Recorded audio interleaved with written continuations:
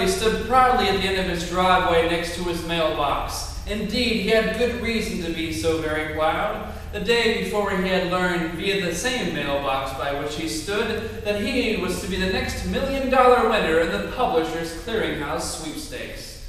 So, not wasting any time, Martin had promptly canceled his credit cards, quit his job at Queasy Steve's Eating and Plumbing, and rented a cheap porno for his gerbil named Dog because he was just that kind of cat.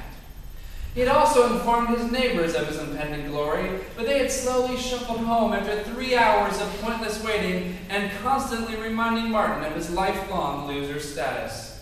After 6 hours of waiting, his arm began to cramp severely from holding the newspaper. He did some quick exercises in the driveway and then raced back to the mailbox, only to be greeted by 3 pesky Girl Scouts who were hopelessly pushing their assorted sweets.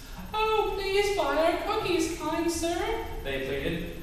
"If we sell enough, we can win a jet ski and make a clean getaway from our scary scout leader who seeks world domination through forced cookie sales." "Like I care," Martin chuckled. "You'll never win anything. Your cookies suck and so do you. Besides, why should I help you? I'm already a winner, and winners don't associate with losers. Now get the hell off my property before you tarnish my image any further." He then proceeded to swat at the Girl Scouts with the handy newspaper until they finally fled down the street screaming for the mercy of their scout leader, who, if you remember, had none, and shot them all dead for confessing their heinous failure in public.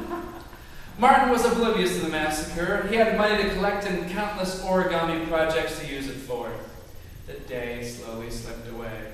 Sometime the next morning, Martin awoke with a start when his mailbox suddenly gave way under his weight and fell over. "Ugh, damn kids," he mumbled proudly as he reset his mailbox. "Ugh, gotta keep it together," he thought. Things had to look perfect for the perfect moment when the perfect check was delivered to him perfectly. After a hearty breakfast of wet grass and raw chipmunk, he settled in for a good day's waiting. He waited and waited and waited some more. He waited on his left foot. He waited on his right thigh. He waited while doing the hokey pokey with all of his might. On and on he waited. He waited while the retarded paperboy stopped by to do a quick impression of him. He waited through a boring role model lecture from Mrs. Oldencranky, who lived down the block. He waited while the naughty brats across the street built tiny statues of him out of Spam and took turns running over them with their bikes shouting, "You're next, Spudley!" He waited while smiling. He waited while farting. Even though he had a terrible itch on his lower left buttock, he dared not scratch it for fear of missing out on all the great waiting. And just when it seemed like he could wait no longer, or die of embarrassment from repeatedly urinating on his front lawn, a peculiar sound caught his attention. As it drew nearer, he soon realized it was the sound he had been waiting for all along. It was the sound of the exciting media hoopla that signaled the arrival of his prize. So to set the stage, he shoved the paper back into the mailbox, closed his eyes, and pretended to stretch and yawn. The sirens and cheering approached the snail's pace before stopping in front of him and turning away. Oddly enough, the sounds faded a bit and then stopped altogether. When he opened his bloodshot eyes, ready to embrace all of his well-deserved glory, he could not help but notice that his driveway was empty, save for the carcasses of small woodland creatures. Across the street, the Ambersons were going crazy. The man from Reader's Digest handed Biff a giant cardboard check for $1 million. Gertrude began to hug all those within reach of her PTA-tainted clutches. Martin caught his breath, looked down and discovered that he had inadvertently strangled yet another chipmunk. "Ugh, damn kids," he muttered and slapped his head harshly to make the voices stop. Well, he thought, he had better make a brief appearance across the street, if only to learn the proper etiquette of a winner. By the time he reached the Ambersons' driveway, a light drizzle was quickly becoming an outright monsoon. He dashed inside just as the first roar of thunder echoed above. This coincided, unbeknownst to Martin, with a horrific explosion on a Federal Reserve transport plane.